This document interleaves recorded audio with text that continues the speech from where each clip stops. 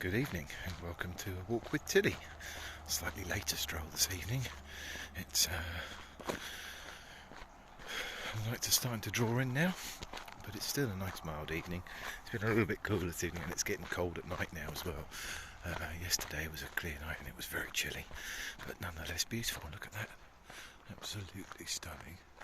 There we go, that's the village that I live in, or live just outside of, in Portugal. And we're back to the footpaths. This is another route that I sometimes take with Tilly.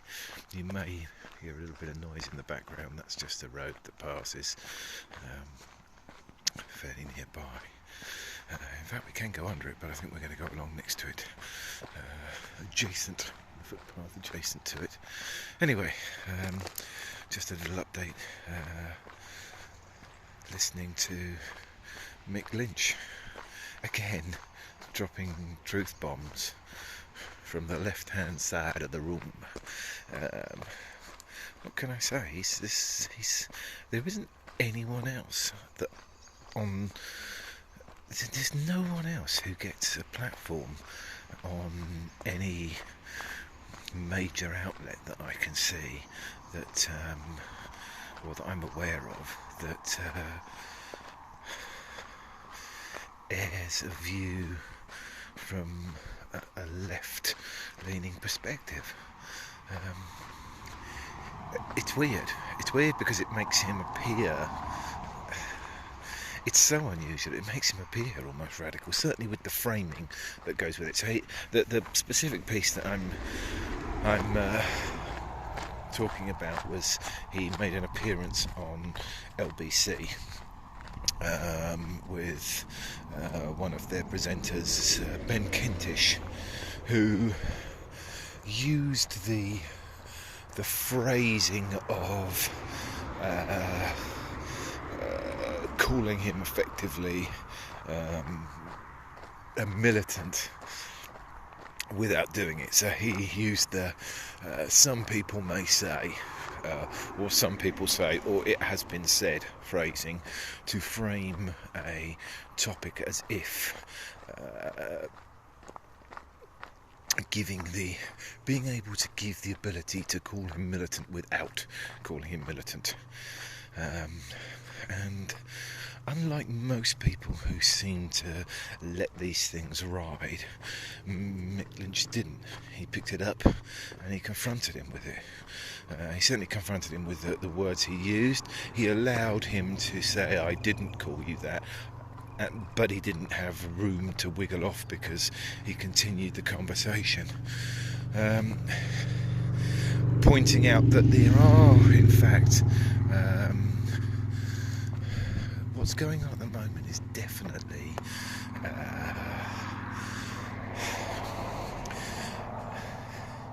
fiscally extreme right-wing, I would suggest. I think he's right. I think he's nailed it, because what you're effectively doing is or the current administration are effectively doing is they are they're using tax and the removal or reduction of the highest banding for the most wealthy in society, without being able to fund that through other means, effectively just running a deficit, to almost as a leverage, almost as a wedge issue. It's strange how the framing is that we're doing this because it will make the economy better. So essentially they are still trying to suggest that the trickle-down theory of economics is going to take place. Yet there are now numerous studies that are, I'm going to discuss some of those during the week because I've read a couple that have shown that although there are genuine economic studies or investigations or reports that have suggested that there can be an expansion in economic growth post sizable tax cuts, nearly everything says at best it's neutral. There's a fair amount that suggests it's actually not positive at all now. Once you take into account other factors that surround these, the implementation of this kind of policy, and there is a reasonable amount of suggestion that it's almost certainly, there's almost nothing to say that it isn't causing huge disparities in wealth within the countries that it takes place. So it's increasing inequality. Now, inequality would be less of a concern if it were if everybody's boat was rising as that terrible Tilly, this way, Tilly come, Tilly. But that doesn't appear to be the case. It appears that the poor are, or the less well off, are getting less well off, whilst the wealthy are getting wealthier. Tilly, if the less well off were getting better off, whilst the wealthy were getting wealthy, that's not as problematic. Morally questionable, but not as problematic. Tilly, come! Tilly! Tilly, come! But anyway, that's my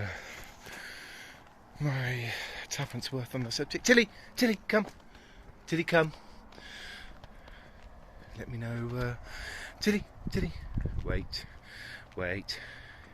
She can smell other dogs' food in the village, so she has to go on the lead. Yes, let me know your ponderances on the matter.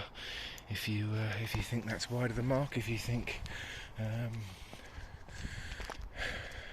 If you see anything problematic about the way Mick Lynch presents himself that I've missed, but so far I really don't. I'd like to see a political party presenting their case in the same manner.